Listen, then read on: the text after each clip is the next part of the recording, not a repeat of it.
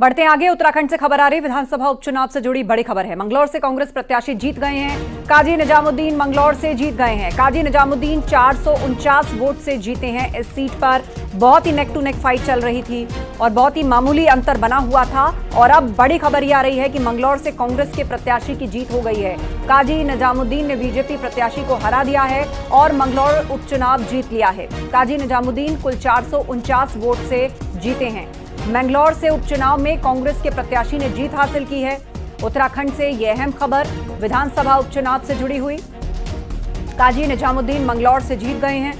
449 seat से जीते हैं काजी निजामुद्दीन।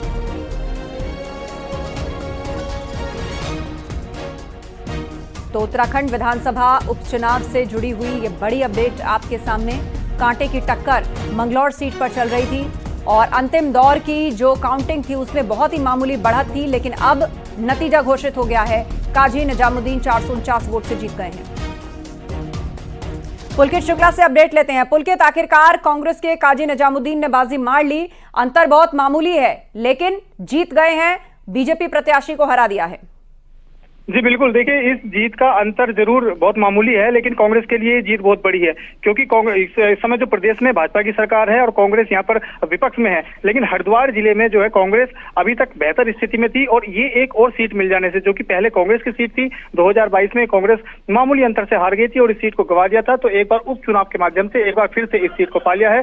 और एक जो दिलचस्प बात है ये है कि जो काजी जब हारे थे 2022 के चुनाव में, तो इसी लगभग इतने ही वोटों के अंतर से, 450 वोटों से अभी वो जीते हैं। तो इतने ही कम वोटों के अंतर से वो हारे थे और इतने ही वोटों से वो जो है जीते हुए अभी बताए जा रहे हैं। 10 राउंड की जो काउंटिंग है वो पूरी हो गई है और उसके अनुसार 449 वोटों से काजी जीत गए हैं। हालांकि इसमें पोस्टल बैलेट के जो वोट हैं वो इसमें जुड़े हुए नहीं है। उनको जोड़ने के बाद जो ये जीत है उनकी वो 450 से अधिक हो जाएगी। तो कम अंतर से जीते हैं, लेकिन कांग्रेस के जो नेता हैं वो जीत गए हैं और एक ये सीट जो है फिर कांग्रेस की झोली में आ गई है। हरिद्वार जिले की कुल 11 विधानसभाओं में अभी तक 5 कांग्रेस के पास थी और ये 6ठी सीट है। अब कांग्रेस जो है हरिद्वार जिले में बहुमत में आ गई है और ये कारण है कि कांग्रेस के जो कार्यकर्ता हैं उनमें बहुत ज्यादा उत्साह इस वक्त देखा जा रहा है। जिला कलेक्ट्रेट परिसर में जहां पर काउंटिंग सेंटर बनाया गया है उसके बाहर सैकड़ों की तादाद में कांग्रेस के कार्यकर्ता, बड़े नेता यहां पर जमा हैं और सब जोर से नारेबाजी कर रहे हैं, जिंदाबाद के नारे लगा रहे हैं और बहुत ज्यादा उत्साह नजर आ रहा है।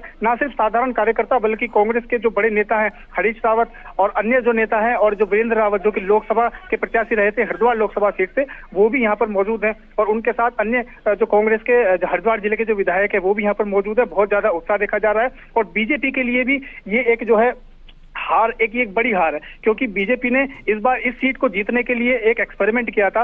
बाहर से एक कैंडिडेट को लेकर लाई थी भाजपा संगठन और यहाँ पर उनको चुनाव लड़ाया गया था और जो कैंडिडेट थे वो भी काफी हैवीवेट कैंडिडेट थे, जो कि हरियाणा में मंत्री रह चुके हैं, यूपी में भी विधायक रह चुके हैं, बड़े कारोबारी हैं, गुज्जर नेता हैं। यहाँ पर उनको लाया गया था और बहुत जोर शोर से उनको यहाँ पर चुनाव लड़ाया गया। बड़ी रैलियां हुई हैं, बड़े रोड शो हुए यहाँ पर और जो बड़े बड़े भाजपा के स्टार प्रचारक हैं उन्होंने आकर यहाँ पर जो है भाजपा कैंडिडेट के लिए प्रचार किया। मुख्यमंत्री पुष्कर सिंह धामी ने खुद वहां पर पहुंचकर प्रचार किया था। उसके अलावा केंद्रीय मंत्री आए थे करतार सिंह भड़ाना के प्रचार के लिए, हरिद्वार के सांसद ने उनके लिए प्रचार किया था। तो बीजेपी का जो भी तरीका है पूरे तामझाम के साथ चुनाव लड़ने का, उस तरीके से ये उपचुनाव लड़ा गया था, लेकिन अंततः बीजेपी को इसमें जीत नहीं मिल सकी है। इसका एक तीसरा एंगल बसपा के लिहाज से भी है। बसपा के लिहाज से ये जो नतीजे हैं ये भी बहुत ज्यादा महत्वपूर्ण है, क्योंकि बसपा सब जानते हैं कि इस समय बसपा एक समय में जो सत्ता में रहने वाली पार्टी थी वो अपने अस्तित्व से जूझ रही है।